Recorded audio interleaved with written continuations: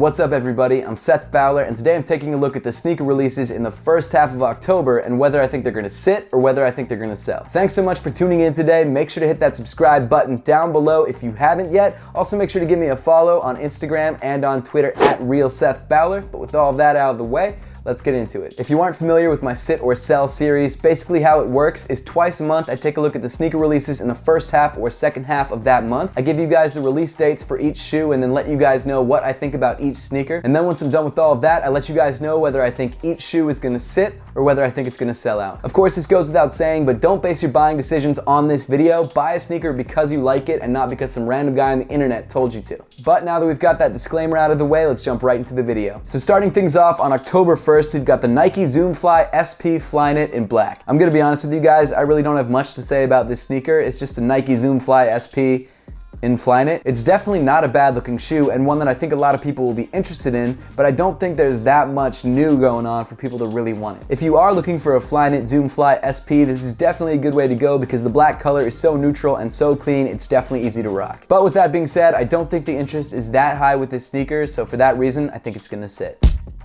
Next up, we've got the Nike Lebron 16 in multicolor. You might recognize this multicolor pattern from the What the Lebron 16 that just released. The difference between this shoe and that shoe is that this time around, the entire shoe is that multicolor Flyknit upper. It actually kind of looks like the Fruity Pebble Lebron, so I think people will like it for that reason. And it is a new, more accessible colorway of the Lebron 16, so I do think there will be some hype behind it. Whether that's enough hype to actually push the shoe to sell out, I'm not totally sure, but just to be safe, I'm gonna give this shoe a sell.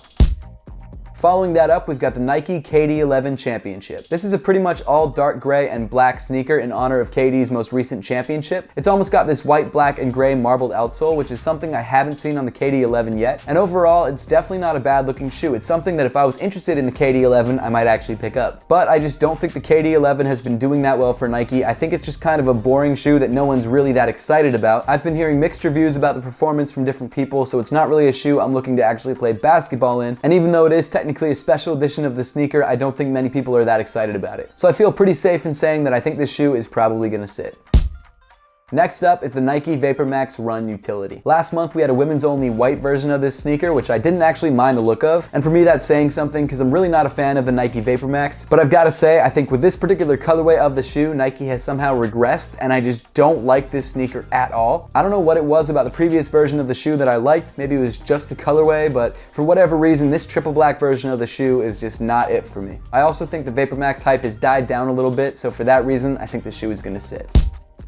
Next up, we've got two colorways of the women's Nike Air Force 1 High Jester XX. I really don't know much about this sneaker. I think the colorways are actually pretty nice, and I wouldn't have been mad if they had come out in men's sizes as well. The two colorways that are dropping are black and gold and violet and blue. In all honesty, I actually think these sneakers look great. They wouldn't work with every outfit, but I think overall they're a really nice looking shoe. This one's a little bit tougher for me because I don't know much about the women's market, but to be honest, I haven't heard too much about this shoe, so I just don't think there's that much hype behind them. So for that reason, I think they're gonna sit.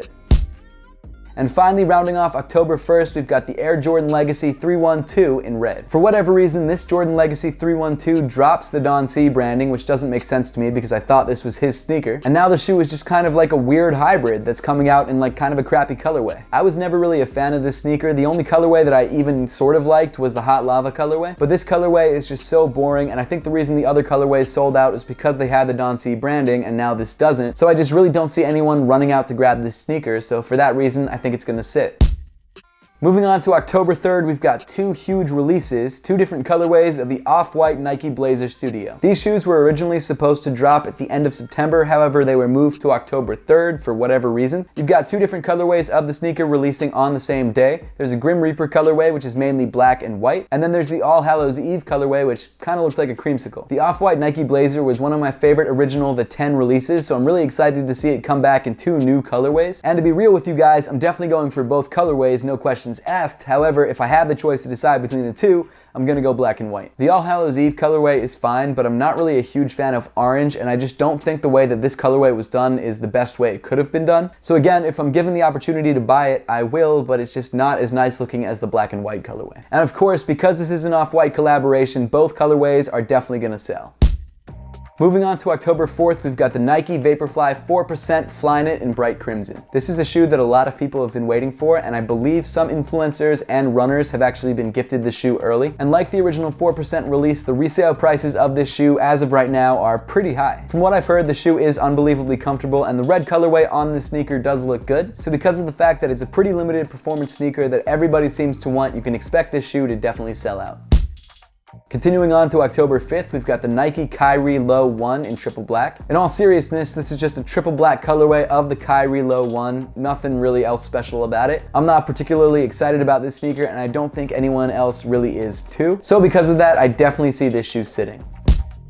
Moving on to October 6th, we've got the very fitting Air Jordan 6 Tinker Hatfield. Unlike other Tinker variants of Air Jordan sneakers, this Air Jordan 6 looks pretty much exactly the same as a regular Air Jordan 6. This time around, the Tinker variant of the sneaker just features a different colorway that never released. The Tinker Air Jordan 6 comes in a white, infrared, neutral gray colorway, and it actually is a pretty clean colorway, and I think the people that like the Air Jordan 6 will be happy with this sneaker because of the fact that they didn't change the upper of the shoe like they did with the 3s and with the 13s. So because of that, I think people will be very interested in the sneaker, and it's also coming in full family sizing. So if you want your entire family to be matching, this isn't a bad way to go. I think what's probably going to happen with this sneaker is that some sizes are going to completely sell out, and other sizes like the toddler sizes and maybe some women's sizes are probably going to sit. But I guess if we're just talking about bigger sizes like the high end of the women's sizing and then the men's sizing, this shoe is probably going to sell.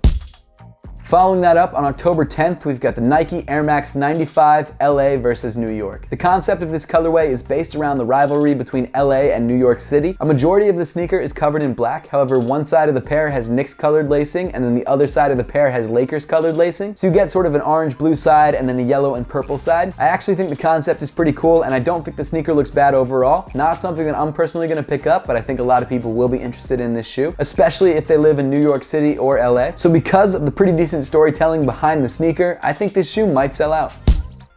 Next up, on October 11th, we've got the worldwide release of the Puma Clyde Court Disrupt. Puma actually sent me this sneaker about a week ago. In fact, I've got it on the shelf right back there. If you guys want to see that unboxing, definitely check it out by clicking the link at the top of the screen. But this is actually the first time that Puma has released a basketball sneaker in like 20 years. So I think it's fair to say that people have some pretty high hopes about this sneaker. Puma's also got Jay-Z leading the art direction, so it's definitely got some big names involved. But because of the fact that this sneaker is getting a worldwide release, I think there's going to be plenty of pairs to go around, so I think this shoe is probably going to sit.